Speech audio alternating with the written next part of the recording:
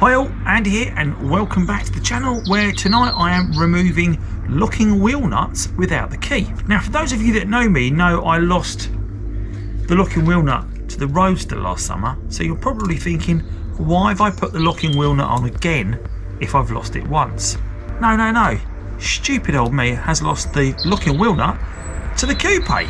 That's right, I didn't learn from my mistakes. So today I'm going to be removing the locking wheel nuts with some simple hand tools, and hopefully I'll be able to get the wheels of the car once more.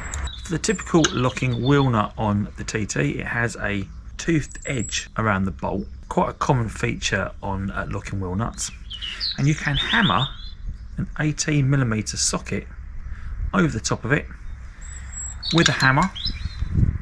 If you've got more of a club hammer, that's better, but a normal hammer will do the job. You haven't got to worry about whacking it too hard. That was my concern. You can whack away on that and it should do the job. So let me show you how I do it. First things first, we need to work out which of the 5 bolts is the one we want to remove in this method. And then take an 18mm socket and just see if there's any way you can get any perch on it. I can't get anything on that, but I'm going to try and keep it central, try not to damage the paintwork on the alloy. I then take my extension bar with my adapter, I think that's a 3/8 rather than a half, put that on,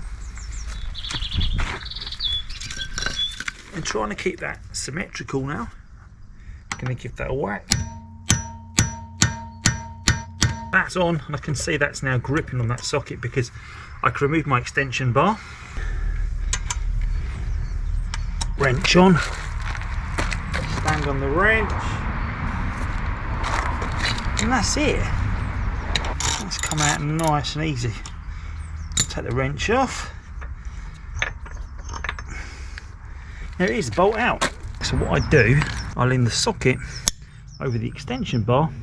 I just tap the bolt. As you can see, it's a little bit crooked in there, just to loosen it where it's become almost fused and gripping on that socket. You won't just be able to push it out.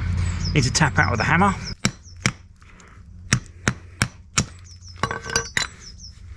Like so. So that's 2 wheels down, just the back ones to go. It's always at the bottom, isn't it?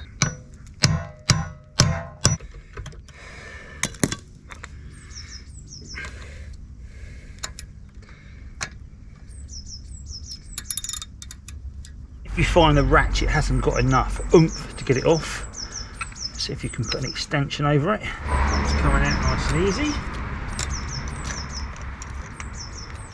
Again, we'll give that a little persuasion to get that out.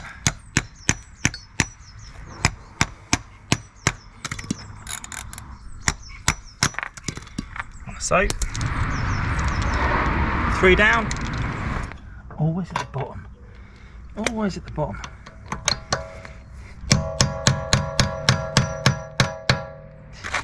So if you get one that's a little bit more stubborn, you need some more purchase, get a breaker bar with an adapter on it, or hopefully if your socket is the right size. Okay. This will just give you a little bit more range to get that bolt out. Like so. So there you have it, my short video on how you can get those out of your wheels when you've lost the key, and get these back in the wheel. You'd think after doing it once already I would have learnt my lesson, but where's the fun in that? So I hope you've enjoyed what you've seen today, and I hope you found it useful. If you have, then please do give this video a thumbs up, and also think about subscribing to my channel, where you'll find a whole host of content on the Audi TT Mk1, which might help you get out of a similar mess to me. As always, thanks for watching, see you soon. Take care.